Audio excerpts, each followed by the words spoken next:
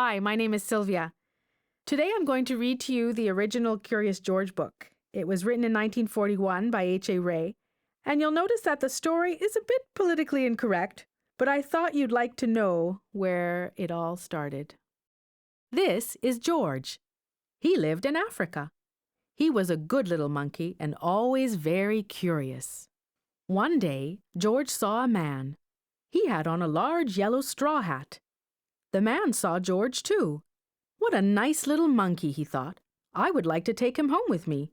He put his hat on the ground, and of course, George was curious. He came down from the tree to look at the large yellow hat. The hat had been on the man's head. George thought it would be nice to have it on his own head. He picked it up and put it on. The hat covered George's head. He couldn't see. The man picked him up quickly and popped him into a bag. George was caught. The man with the big yellow hat put George into a little boat, and a sailor rowed them both across the water to a big ship. George was sad, but he was still a little curious. On the big ship, things began to happen. The man took off the bag. George sat on a little stool, and the man said, "George, I'm going to take you to a big zoo in a big city. You'll like it there. Now run along and play, but don't get into trouble." George promised to be good, but it is easy for little monkeys to forget. On the deck, he found some seagulls. He wondered how they could fly. He was very curious. Finally, he had to try. It looked easy. But, oh, what happened? First this, and then this. Where is George? The sailors looked and looked. At last they saw him struggling in the water and almost all tired out. "Man overboard!" the sailors cried as they threw him a lifebelt. George caught it and held on. At last he was safe on board. After that, George was more careful to be a good monkey, until at last the long trip was over. George said goodbye to the kind sailors, and he and the man with the yellow hat walked off the ship onto the shore and on into the city to the man's house. After a good meal and a good pipe, George felt very tired. He crawled into bed and fell asleep at once. The next morning, the man telephoned the zoo. George watched him. He was fascinated. Then the man went away. George was curious. He wanted to telephone too. 1, 2, 3, 4, 5, 6, 7. What fun! Ding-a-ling-a-ling! George had telephoned the fire station. The firemen rushed to the telephone. "Hello, hello," they said, but there was no answer.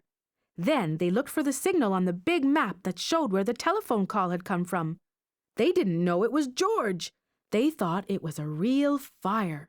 "Hurry, hurry, hurry!" The firemen jumped onto the fire engines and onto the hook and ladders. Ding dong, ding dong. "Everyone out of the way! Hurry, hurry, hurry!" The firemen rushed into the house. They opened the door. No fire! Only a naughty little monkey. "Oh, catch him," they cried. George tried to run away. He almost did, but he got caught in the telephone wire. And a thin fireman caught one arm and a fat fireman caught the other. "You fooled the fire department," they said. "We will have to shut you up where you can't do any more harm." They took him away and shut him in a prison. George wanted to get out. He climbed up to the window to try the bars. Just then the watchman came in. He got on the wooden bed to catch George, but he was too big and heavy. The bed tipped up, the watchman fell over, and, quick as lightning, George ran out through the open door. He hurried through the building and out onto the roof, and then he was lucky to be a monkey.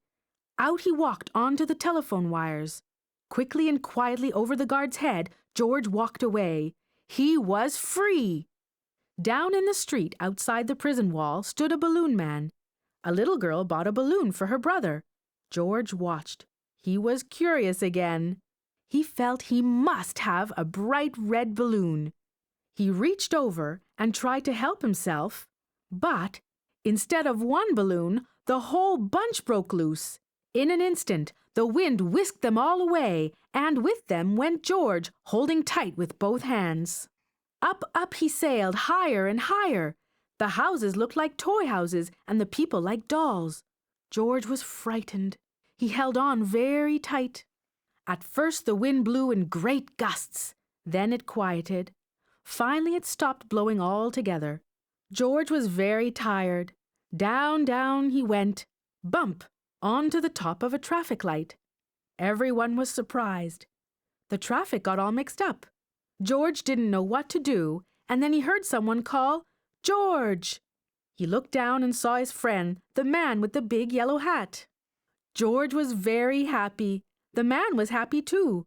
George slid down the post, and the man with the big yellow hat put him under his arm. Then he paid the balloon man for all the balloons. And then George and the man climbed into the car, and at last away they went to the zoo. What a nice place for George to live!